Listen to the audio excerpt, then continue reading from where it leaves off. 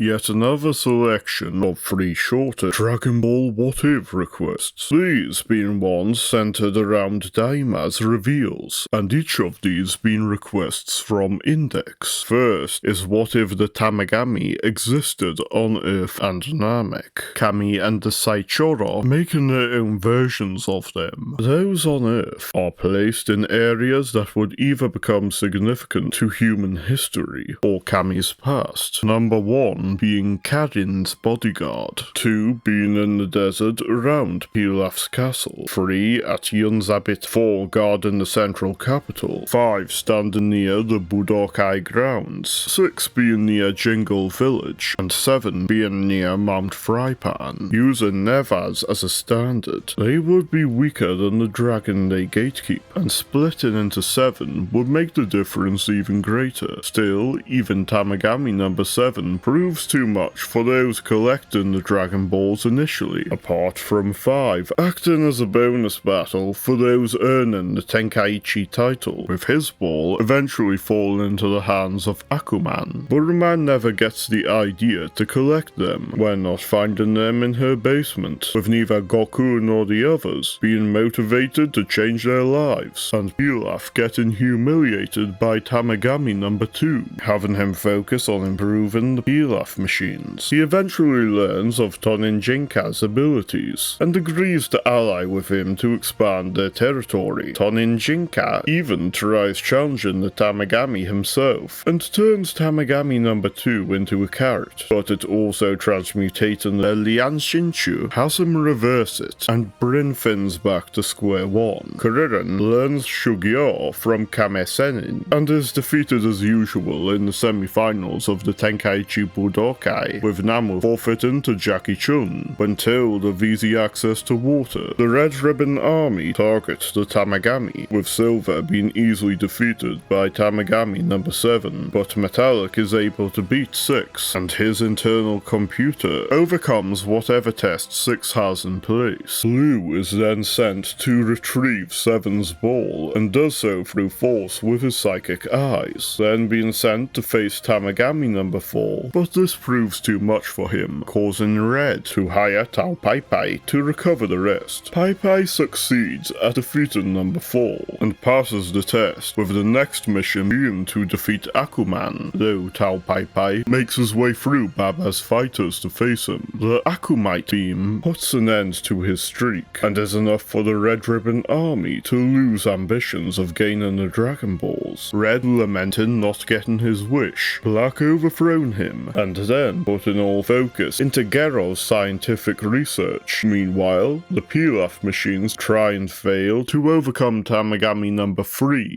and he instead tries to find Piccolo Daima. 3 years later, Tenshinhan easily defeats Kuririn in the Tenkaichi Budokai finals, with Roshi's words not being enough to fully dissuade him from Surusenin's teachings, but is enough he tells his master he needs time to fully find his path as a martial artist, and decides to venture the world to achieve his full potential. Before he can set off though, Kuririn is slain by Tambourine, and the Daimao's return convinces Suru and Roshi to put their differences aside for the moment. Tambourine's focus on getting rid of Budokai participants is more successful here, but him inevitably searching for Akuman has the Akumite beam take him too. Symbol is sent to challenge the Tamagami, until proven not enough against number 3, and is sent to take the balls from the Red Ribbon Army, but is defeated. Piccolo Daimao then does the work himself, starting with the Tamagami, whereas Roshi's group go for the Red Ribbon Army. Piccolo easily bests all 3 Tamagami, and having knowledge similar to Kami makes the tests easy for him. Roshi's group underestimate their foes, with Gero's better funding having him create artificial humans 9 and 10, who easily overpower the group, even the Kikoho being ineffective. Things go from bad to worse when Piccolo arrives and 9 proves an even match for him, the Daimao eventually being overwhelmed when it becomes 2v1, which deactivates the Dragon Balls to everyone's shock. With 9 severely damaged, Roshi uses the Mafuba to seal 10 at the cost of his life, and the Suru trio destroy 9 along with Black. Gero taking the opportunity to retreat, seeing what has happened because of human folly. Karin decides to seek Tenshinhan out and see if he can become worthy, eventually giving him permission to learn from Popo as the next Kami, advancing far more than usual. Ten is able to easily deal with Raditz when he arrives, but proves far out of his league when 17 and 18 are activated. When they target the western continent though, Onin Jinka meets them and says he'd love to cause chaos with them, and shakes their hands before they can decide what to do with him, turning both into carrots and becoming the world's savior. Trying to do the same when Babidi becomes active though, forces him to play his hand too early against Spopovich and Yamu, with Huipui giving him no opportunity, and Boo is revived, as Babidi turns attention to the Makai, where Boo's power and Dabura's intellect has him succeed in getting the Dragon Balls, and becomes immortal once getting a Namekian to do the translation, and sets his sights on other universes, eventually being sealed by Hakaishin. Meanwhile, Frieza, never learning of the Dragon Balls, has the Tamagami on Namek simply stand around, until Moro eventually gets there. Though this is far more of a super-centric scenario, bringing GT into the mix would merely result in another baby wins scenario. It's here we see the importance of the series' more gradual escalation of threats, to best prepare Goku and the others for the power and character needed to be worthy of the Dragon Balls. Next, a similar one, on What If Neva was on Namek, having migrated there with the others. With how powerful his magic is, he would easily counter the Cataclysm, and allow Katatsu to reunite with his son on Earth before they return to Namek, with no Dragon Balls. Events on Earth go the same as another scenario I've done, that ultimately amounts to Vegeta and Nappa not bothering to go there, Cell eventually becoming perfect before being controlled by Babidi, with his ambitions broken through not having the cells necessary to traverse space alone. Boo is eventually unleashed, and Babidi's ambitions after conquering the Makai become an even less successful multiverse run than the previous scenario. Overall, another case of power creep drastically messing up the domino effect of the main plot. As for the final scenario, What If Arinsu was in the Boo arc? Here she's far less covert when collecting one of Boo's pieces, and Piccolo spots her, his power being enough her magic can't compete, as he forces her to come to the Shinden and tell him what she knows. When seeing she's similar to Kaioshin, she decides to be truthful and divulge Boo's true origins, telling those on the Shinden her desires to recreate Boo to protect the Makai from him and other outsiders. Upon learning Earth has Dragon Balls, she becomes far more intrigued and quickly heads to the Makai to successfully create a clone to oppose Boo. She uses Tamagami number 1 as the basis to test them, and heads to Earth with Ku and Do, even hurrying up. She arrives barely in time to help the good Boo against his pure evil self, as Boo's altered clones help turn the tides and defeat the pure evil Boo with a triple chocolate beam. Arinsu thereby trusts Mr. Satan to keep Boo in control, and goes about having Do defeat the Tamagami, and Gloria wishing for her to become an invincible Daima, with no reason for Enma to preserve his body. Vegeta accepts reincarnation. As for Super, there are still enough pure-hearted Saiyans for Beerus to have his dream, but the clear limit of those on Earth has Gohan wish for all of them to be teleported there. Broly and Tarbell come into Earth to complete the ritual, and have a Trunks serious enough to have pushed himself to surpass Gohan, achieve the form, as this becomes near enough a copy of another scenario I've done, minus a few finer details, until after the Tournament of Power. Boo retains the God Key that would normally be passed to Pure Boo, and thereby prevents Moro's magic from returning so soon. The Granola arc doesn't occur, and Trunks having less reason to be on Beerus's planet, when having only faced a challenge against Jiren rather than Granola and Gas too, as he, Goten, and Broly be on Earth for Piccolo to seek help from when the Gammas appear. Goten and Trunks' use of Ultra Instinct Sign is capable of besting the Gammas, and Cell Max is made quick work of by Broly's controlled full power. As here we see how Arinsu Arinsu's expertise could have shaken up the Buu arc, and Super as a whole, through opposing Buu, even if only able to do so with a fraction of his power. Thank you for having watched through all these what ifs. Request more, like and subscribe, and check out these other ones. Also, maybe you'd like to see my overview on Daima as a whole.